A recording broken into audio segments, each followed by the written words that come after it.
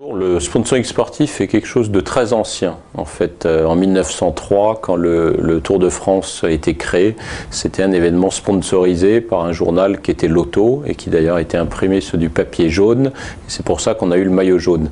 Et si on revient encore plus loin, les cités grecques en fait sponsorisaient leurs athlètes, un petit peu comme aujourd'hui les stations de ski quand un sportif représente Tignes ou Val d'Isère. À l'époque, c'était Sparte, Athènes. Donc c'est très ancien. Maintenant, c'est vrai que le sponsoring moderne, tel qu'on le connaît aujourd'hui, on peut dire que c'est les années 70-80 globalement, où on a vu véritablement émerger le sponsoring sportif.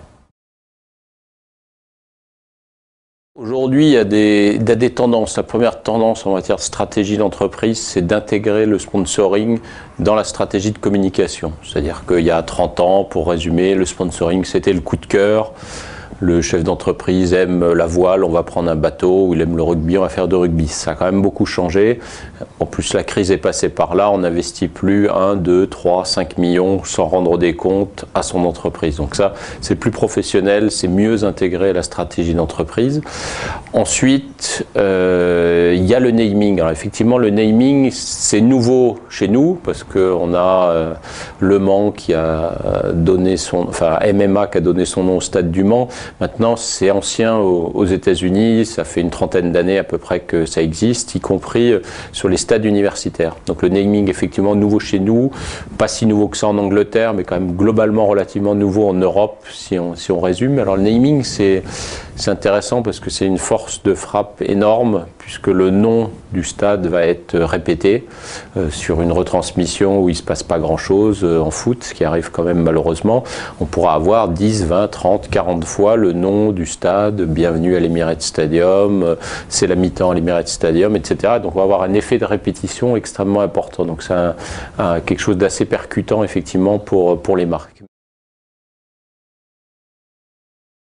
Alors globalement, le sponsoring sportif, ça se fait toujours en 3 temps. Donc il y a un premier temps, on cherche à se faire connaître. Donc ça, c'est augmenter la notoriété d'une marque. Deuxième temps, on cherche à se faire aimer. Donc là, c'est les valeurs, les qualités qu'on associe à la marque. Et troisièmement, le but, c'est quand même de se faire acheter. Donc c'est d'augmenter les ventes. Donc c'est toujours ce processus, toujours dans ce sens-là. On ne peut pas être acheté si on n'est pas connu. On ne peut pas être acheté non plus si on n'est pas aimé. On ne peut pas être aimé si on n'est pas connu. Donc c'est connu, aimé, acheté. Et puis il y a une quatrième valeur, enfin pas une quatrième valeur, mais un quatrième objectif qui est parallèle aux 3 autres, qui est la communication interne. Le sponsoring, ça sert aussi à ce que les gens soient heureux, entre guillemets, enfin travailler la culture d'entreprise, c'est extrêmement important. Le management du risque et la prise de risque, c'est de toute façon inhérent au sponsoring sportif. Et c'est inhérent au sport. Alors si on ne veut pas prendre de risques, on choisit un événement. Vous êtes partenaire de Roland-Garros, partenaire des Jeux Olympiques, il peut en gros rien vous arriver. Maintenant, vous ne prenez pas non plus le risque de gagner beaucoup avec ça. Donc si vous voulez prendre un peu plus de risques ou sponsoriser une équipe, vous êtes sponsor de Manchester United, de la Juventus, du Paris Saint-Germain, de l'OM. Donc là, on voit bien que prenez un risque, c'est celui des résultats. Mais c'est quand même pas le risque maximum. Le risque maximum, c'est évidemment l'individu. Je suis sponsor d'une seule personne, donc cette personne peut être accusée de viol, comme Kobe Bryant, le basketteur, il y a quelques années.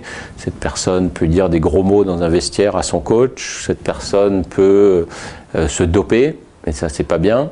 Donc on voit bien qu'il y a un risque. D'un autre côté, si il ou elle est particulièrement fort et a une image particulièrement positive, c'est aussi le jackpot. Donc je compare ça un peu à la bourse. Et il y a quand même une chose à retenir, c'est qu'il ne faut jamais faire du sponsoring pour 1 an ou 2.